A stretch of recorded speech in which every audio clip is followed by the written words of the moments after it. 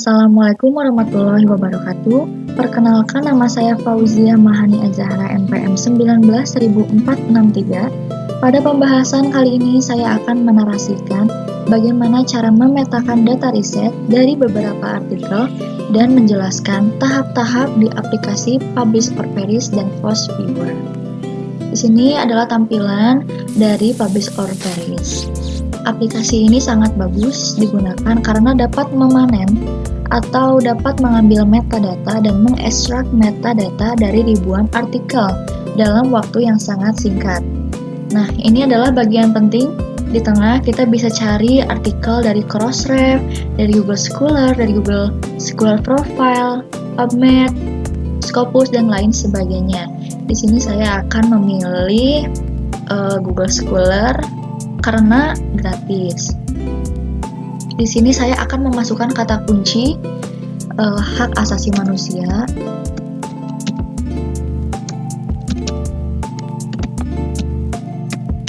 Lalu setelah itu saya akan menyeleksi dari tahun berapa sampai tahun berapa saya ingin cari. Saya cari artikel dari tahun 2015 sampai tahun 2021. 2015 sampai tahun 2021. Nah, selanjutnya di sini tersedia 1000 paper, tapi saya ingin memilih data 200 saja biar tidak terlalu banyak. Lalu saya akan mencari penelitian dengan tema hak asasi manusia pada terbitan jurnal. Maka di sini saya ketik jurnal. Lalu setelah itu saya klik search, kita pencarian. Nah, artikel-artikel yang saya tarik ini akan kita petakan nanti di Force Viewer, dan data-data yang muncul pada Force ini hanya berupa metadata, bukan full text-nya, jadi tidak ada abstraknya. Tapi kalau misalkan kalian ingin tahu siapa sumber asli dari masing-masing judul ini, kalian bisa klik 2 kali di judul, nanti akan keluar sumber aslinya dan bisa kalian download juga PDF-nya. Nah, selanjutnya karena data pada Publish or Perish ini akan kita petakan dengan Force Viewer, maka data ini kita simpan dulu.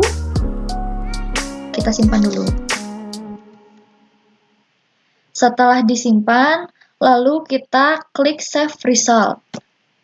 Kita klik Save Result di kiri. Lalu pilih Result as RIS or Ref Manager. Karena file yang dalam bentuk RIS ini bisa dibaca oleh Force Viewer. Lalu kita beri nama misalkan pemetaan data via Publish or Perish. Pemetaan data via Publish or Perish. Nah, lalu setelah itu di-save. Pemetaan data via do you want to replace this? Yes. Nah, setelah itu kita akan petakan data penelitian yang kita simpan. Kita buka aplikasi Force Viewer yang sudah diinstal. Nah, berikut ini adalah tampilan Force Viewer. Di sebelah kiri ini ada tampilan menu, lalu di tengah ada bagian visualisasi sebagai hasil dari pemetaan, lalu di sebelah kanan ini untuk mengatur hasil dari visualisasi. Nah, sudah itu kita melakukan langkah-langkah pemetaan riset dengan Force Viewer. Yang pertama kita klik Create. Setelah pilih Create, saya pilih Create a Map based on text data.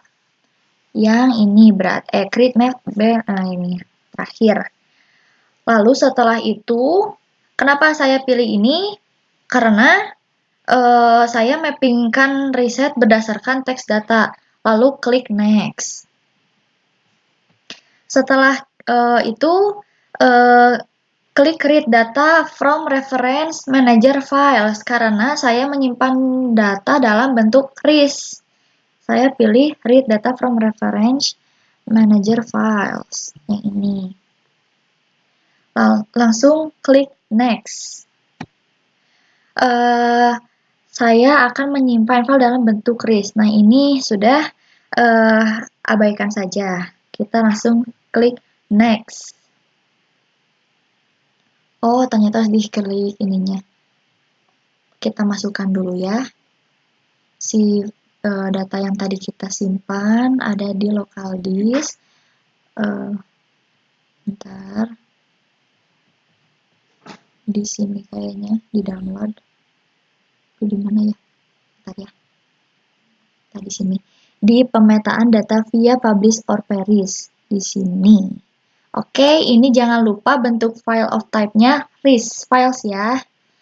Oke, langsung oke, next. Setelah itu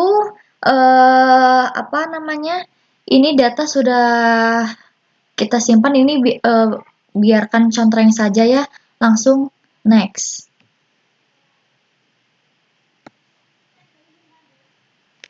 Sudah proses mengekstrak.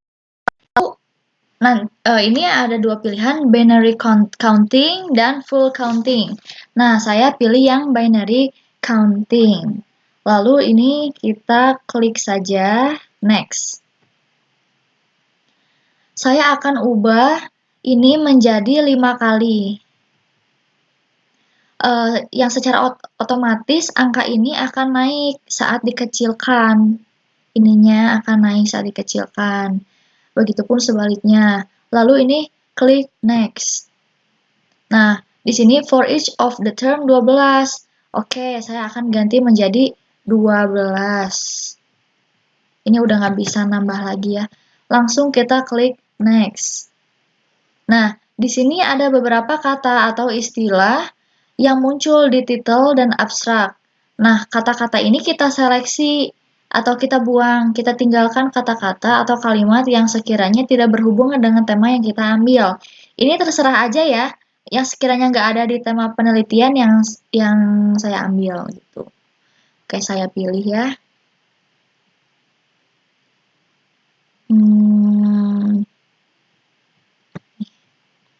Finish.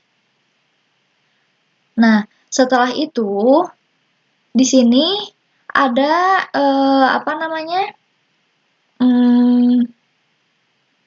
ada gambar yang adalah keluaran dari program Force Viewer. Nah, ini untuk melihat kata-kata yang berhubungan dengan hak asasi manusia. Kemudian saya klik overlay. Nah, overlay visualization ini menunjukkan tahun terbit di sini. Nah, jadi kalau misalkan di mana warna kuningnya ini adalah tahun termuda sampai ke tahun tertua. Lalu, jadi warna ini tuh menunjukkan tahun berapa penelitian dilakukan. Nih, ini warna kuning berarti ini dilakukan pada tahun ya 2018 gitu. Ya, Anda bisa lihat di sini tuh sini warna ungu 2017 kayak begitu.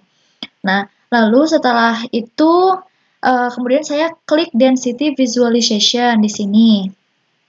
Nah, di sini terlihat gambaran ya. Ini bisa kita tahu topik mana yang bisa menjadi pusat penelitian. Nah, jadi semakin tebal warnanya, maka semakin tebal warnanya, maka ini tuh menunjukkan topik artikel ini tuh paling banyak dilakukan atau paling banyak muncul. Jadi semakin tebal warnanya dan tulisannya berarti paling banyak dilakukan penelitiannya. Berbeda dengan yang berwarna pudar. Nah, ini kalau yang berwarna pudar ini tandanya topik yang ada pada artikel ini masih sedikit. Analisa saya dari overlay visualization kan saya memilih tentang hak asasi manusia. Analisa saya tentang ini seperti yang kita ketahui bahwa aspek pembahasan hak asasi manusia ini luas. Ya, jadi HAM itu tidak terbatas membicarakan terkait nyawa seseorang, bahkan dari berbagai sektor kehidupan manusia, sebagaimana dibahas dalam Undang-Undang Negara Republik Indonesia yakni hajat hidup, ekonomi, politik, kebudayaan, beragama,